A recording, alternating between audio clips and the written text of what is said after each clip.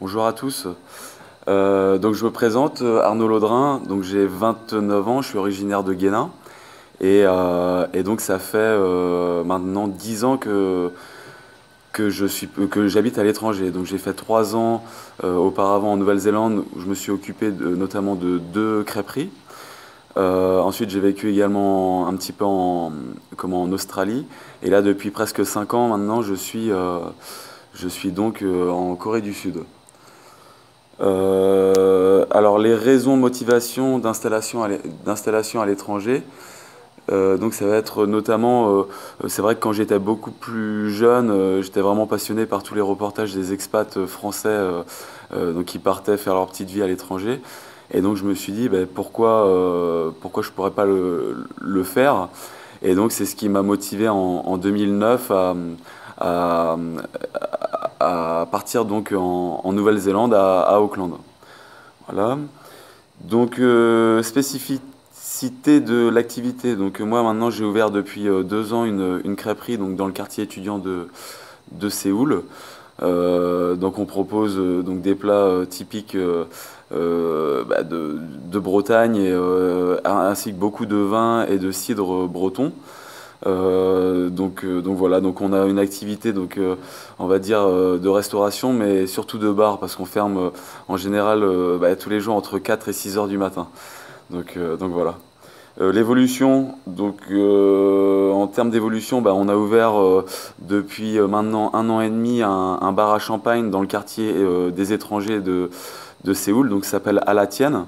Et donc à la Tienne, on a l'avantage d'avoir en tant que moi d'avoir en tant qu'associé Thomas qui est producteur de champagne et qui vit en Corée. Donc on est le seul bar producteur en Corée du Sud. Donc ça a été quand même une grosse évolution. Et avec Thomas, on a également ouvert une boîte d'import.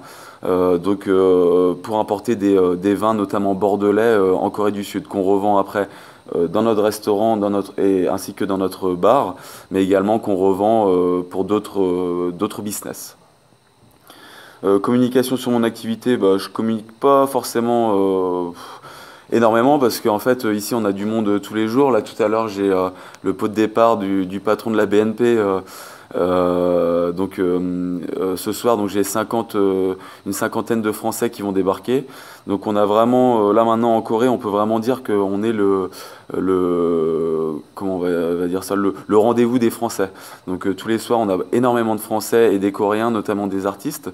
Et donc ça fait que on n'est plus une crêperie basique, mais on est plus vraiment un endroit d'échange et un endroit de fête également. Prise de risque à l'étranger. Bah oui, c'est une prise de risque. Alors il y a beaucoup de gens qui vont se dire ouais, il est parti faire des crêpes, les complètes, tout le monde aime ça. Enfin, c'est un produit qui est facile à vendre. Et bah, pas du tout, parce que moi j'habite en Corée du Sud, on n'est pas en Angleterre, aux États-Unis ou je ne sais où. Et donc les coutumes gastronomiques, enfin les façons de consommer sont totalement différentes.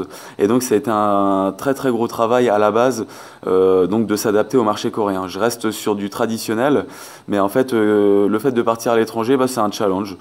C'est pour ça, c'est ce qui me plaît. Et en fait, voilà, je pense que ma vie est à l'étranger. Ça fait déjà un tiers de ma vie que je passe à l'étranger. Et donc maintenant, ça va répondre également à la suite, à la dernière question, engagement, implication pour le territoire du Centre Morbihan. Et donc avec Thomas, mon associé de À la Tienne, on a donc créé une SAS Parc Avalou, donc jardin de pommes en breton. Et donc c'est la création d'une cidrerie chez ma grand-mère, donc à la Chapelle-Neuve. Et donc c'est vraiment valoriser le terroir breton et faire connaître également du bon cidre au public coréen.